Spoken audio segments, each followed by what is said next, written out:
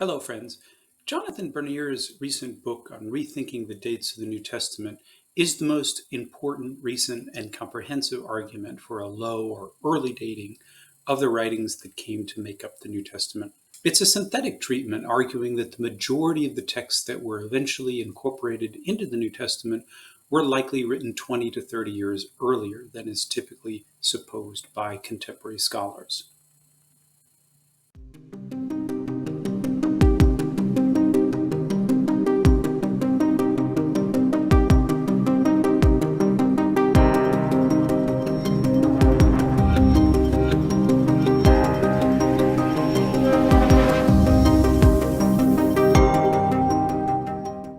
According to Bernier, the New Testament documents were written primarily between the years 40 and 70 of the first century.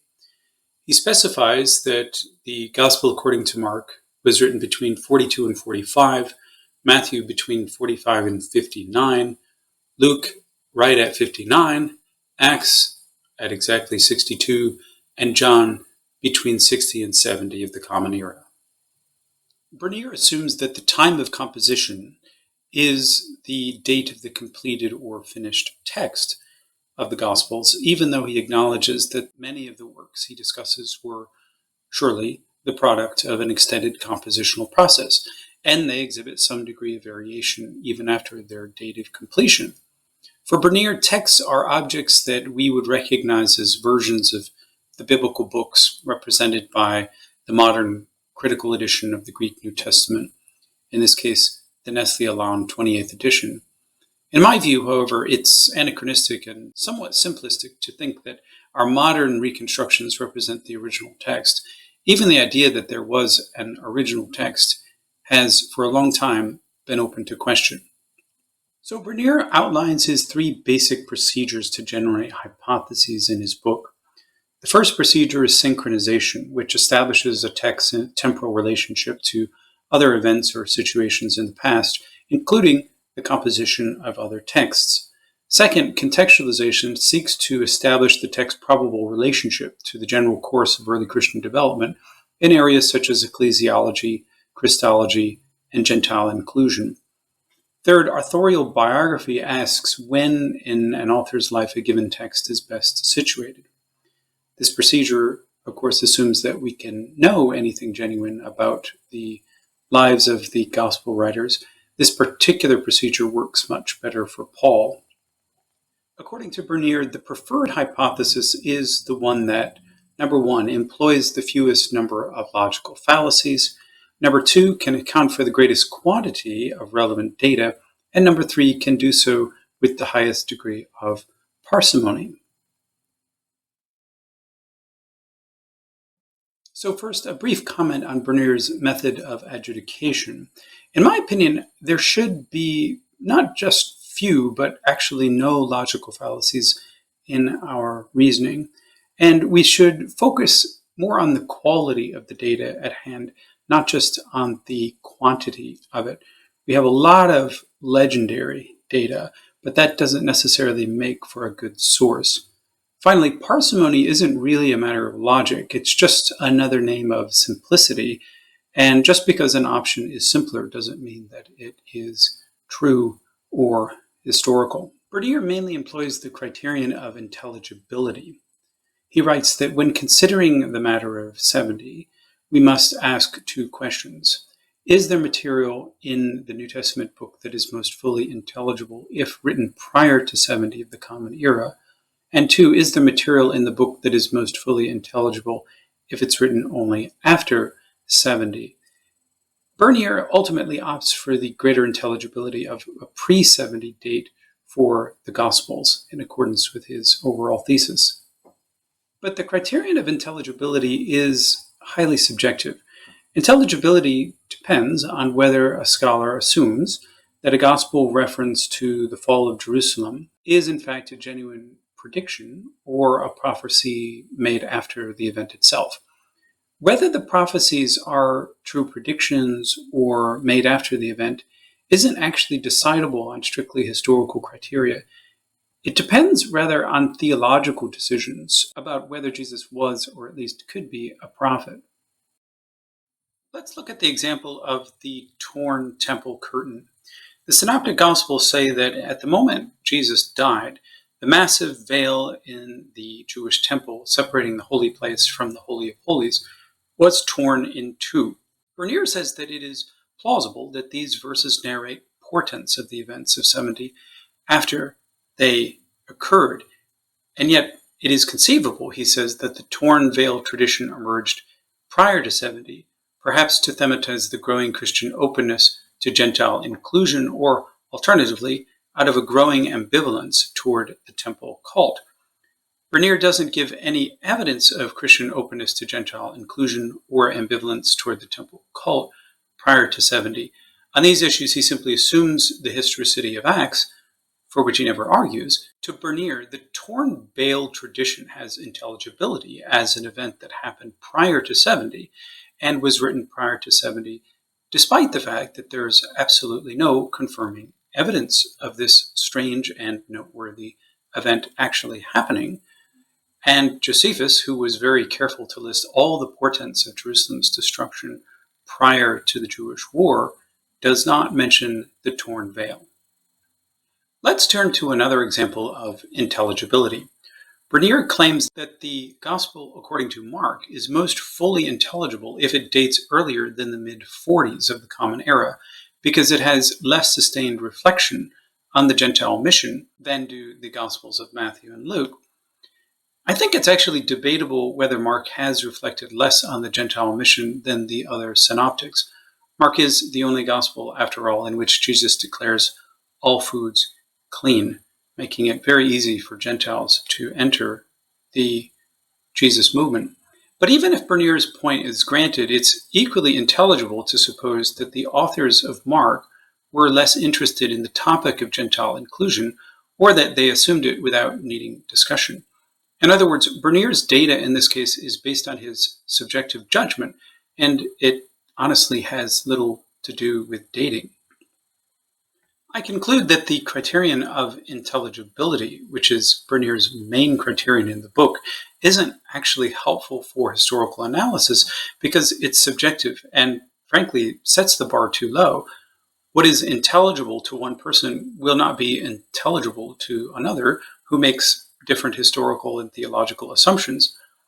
What is intelligible, moreover, isn't necessarily plausible or probable.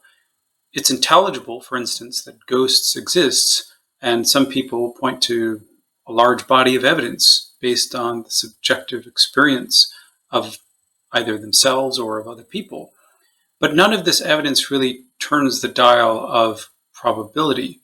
To discover what's likely or probable, I return to the example of the temple's destruction. It is reasonable, says Bernier, to read the no stone on another passages, such as we find in the little apocalypse of Mark 13:2 and parallels. It's reasonable to read them as prophecies after the fact, but it's also intelligible, he says, if they are interpreted as pre-70 compositions.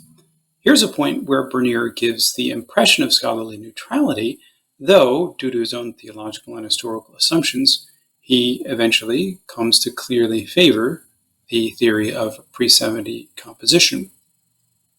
The question here is not so much that Jesus predicted the temple's utter destruction, but what the gospel writers would have written about what Jesus said.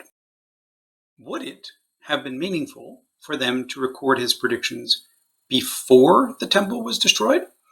Would it make more sense for them to record his predictions after the temple was destroyed, so that they could effectively tell their readers, see, he was right all along. He must have been a true prophet. Why, in other words, record the prophecies before 70 when they hadn't yet been confirmed and when they could be scoffed at? The Gospels would gain no credibility if they presented their main character as predicting the temple's destruction when people at the time of reading could point to the temple and say, well, it hasn't happened yet. The jury is still out on whether Jesus was a true prophet. It seems more likely that when the Gospels were written, history had made a decision, and the evangelists knew it. That's why they put so much emphasis on Jesus' predictions of the destroyed temple It was the only irrefutably fulfilled prophecy of Jesus that everyone in the Greco-Roman world could instantly verify, and this process of instant verification could only elevate Jesus' authority as well as that of the gospel writers themselves. In my view, the prophecies of the temple's destruction are simply too detailed to be prior to 70 of the Common Era. Prophecies are usually vague and cryptic. For instance, the prophecy of Jesus ben Ananias, 4 years before the temple's destruction, was, according to Josephus, quote, a voice against Jerusalem and the sanctuary, unquote. The gospel prophecies of the temple's destruction are quite a bit more precise. Quote, no stone will be left on another. All will be thrown down. And in Luke, your enemies will set up ramparts all around you, Jerusalem, and surround you and hem you in on every side. They will crush you to the ground. Luke 19:43. Bernier's judgment that there are no New Testament books that contain material most fully intelligible only if written after 70 fails in my view. Luke 21:20 reports that legionary camps, in Greek stratopodon, will surround Jerusalem. This Greek word stratopodon doesn't indicate an active army engaged in battle, but an army encamped. The 10th Legion Fretensis only encamped outside of Jerusalem after the summer of 70. Legionary battalions camping around Jerusalem in a non-wartime situation was not envisioned before 70. There was never a need for it. Only after 70 did the Romans take the extreme measure of stationing a legion right outside Jerusalem. Therefore, Luke 21:20 proves that Bernier is incorrect to assert that, quote, there's nothing in the Lucan text that could not have been imagined before 70, unquote. Bernier thinks that the passages about the desolating sacrilege in the little apocalypse of Mark and Matthew virtually exclude a post-70 date. He asks, why warn people of an event that has already happened? The answer, I think, is clear. To authenticate Jesus and gospel tradition. To record a fulfilled prophecy is a self-authenticating device. It shores up the truth of the narrative and invests Jesus with authority. In my understanding, judging from the viewpoint of the evangelists, the desolating sacrilege hasn't yet happened, because the sacrilege is the first domino that will result in the end of the world and the return of the Son of Human. And this is most clear in Matthew 24:29, where the author speaks of the desolating sacrilege, and then immediately the end comes. Nothing that Bernier says makes it significantly more intelligible to understand the desolating sacrilege in a pre-70 context. All that he has proved is that the desolating sacrilege is still in the future from the viewpoint of the evangelists. He has not actually located the evangelists before 70. Bernier brings in the assumption that the desolating sacrilege is or is realized in the temple's destruction in 70, but that is eisegesis, or reading something into the text that isn't actually there. The temple's destruction is clearly prophesied in the no stone on another saying, but the desolating sacrilege is something different.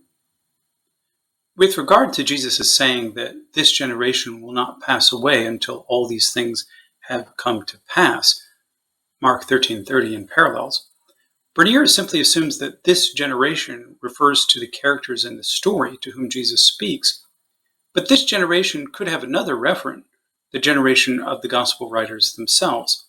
That's the generation they are speaking to, their own. And that's the most intelligible reading. The evangelists, in short, still anticipated an imminent end of the world.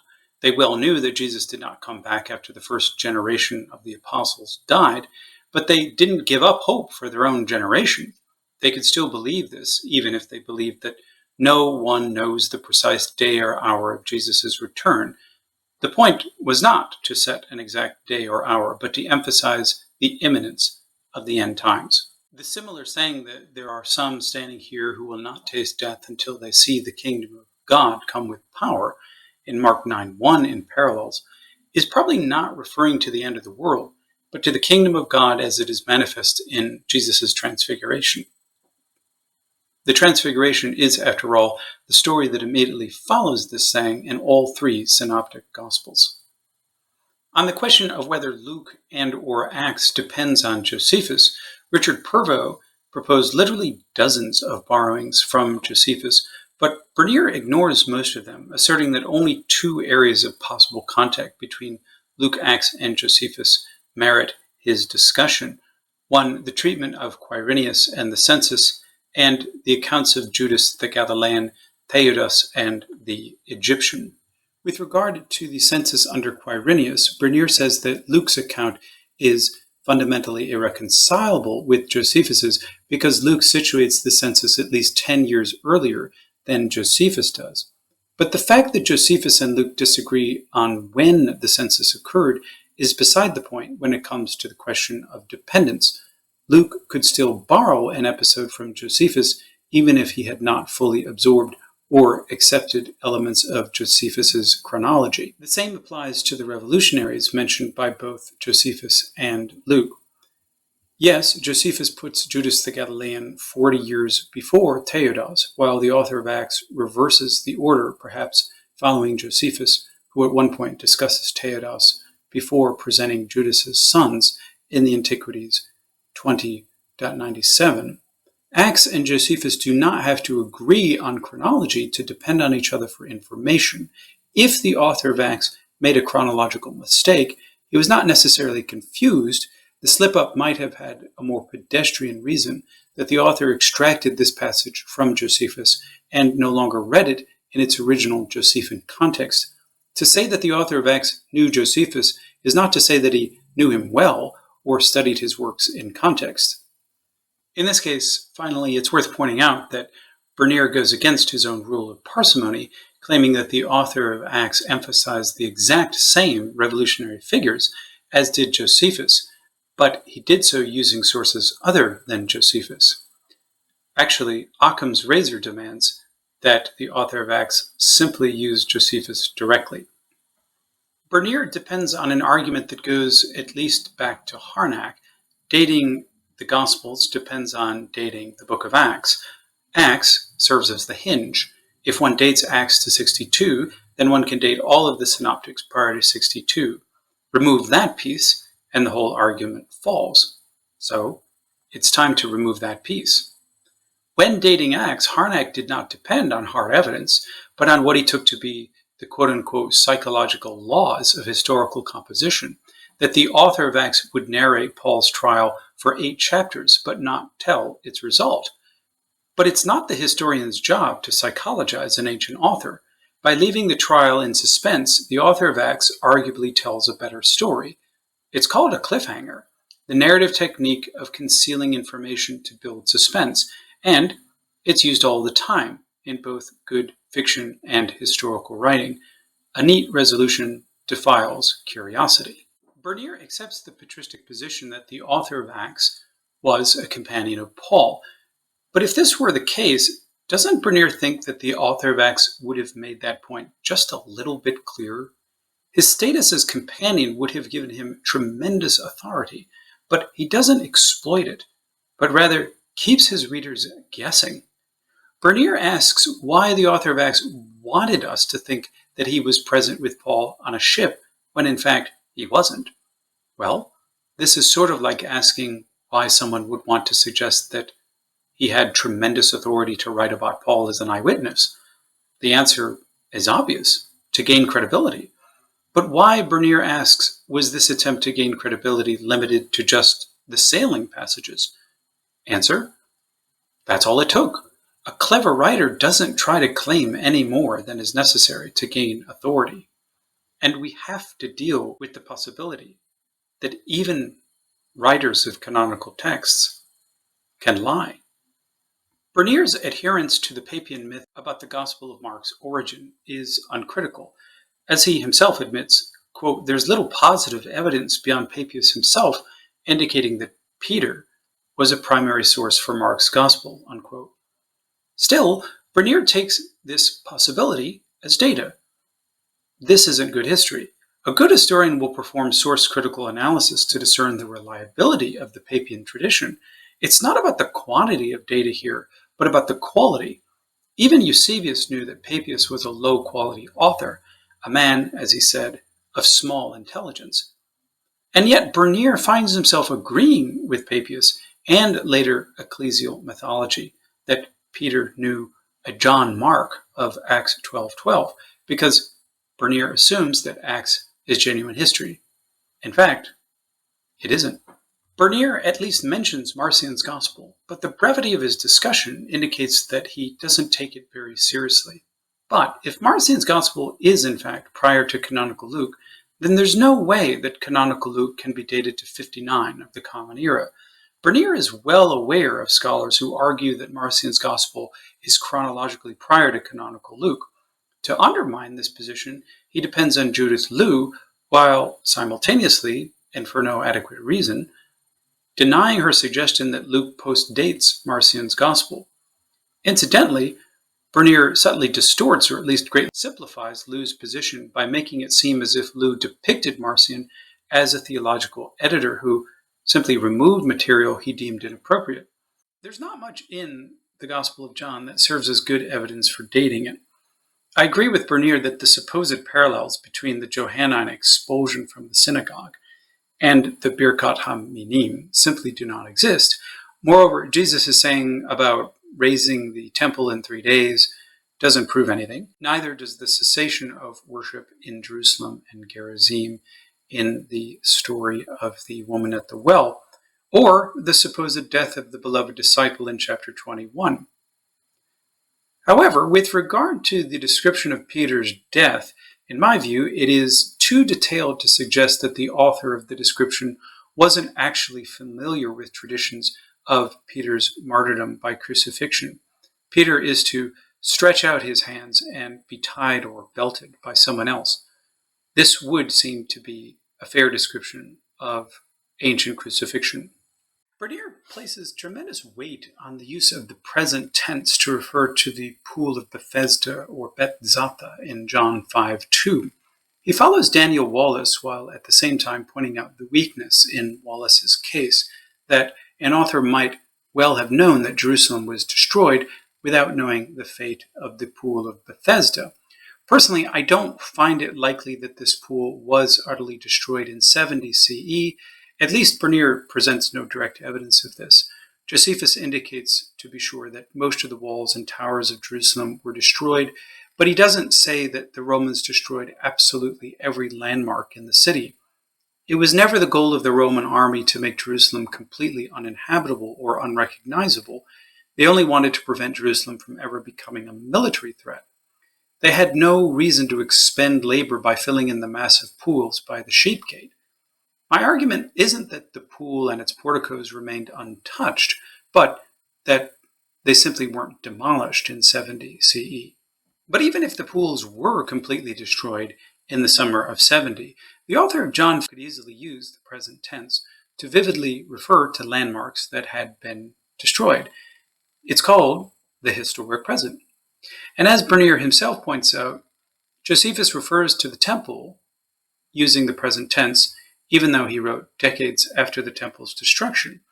With regard to the external attestation of the Johannine Gospel, I am persuaded that the author of the Ignatian epistles in the Middle Recension knew the Gospel according to John, but I think Bernier is behind the times in dating Ignatius to the reign of Trajan. He doesn't provide as much as a footnote, indicating that scholars increasingly date Ignatius to the mid or even late 2nd century. So thus ends my review and critique of Bernier's book. I hope you've enjoyed it, and if you are interested in this topic, please consider taking my course, Redating the Gospels Without Apologetics. Again, I've only focused on the part of Bernier's book that deal with the Gospels and Acts. There's more to it, and of course, I encourage everyone to go read it for yourself and to compare it with the information that you get in my course. Thank you to all, and take care.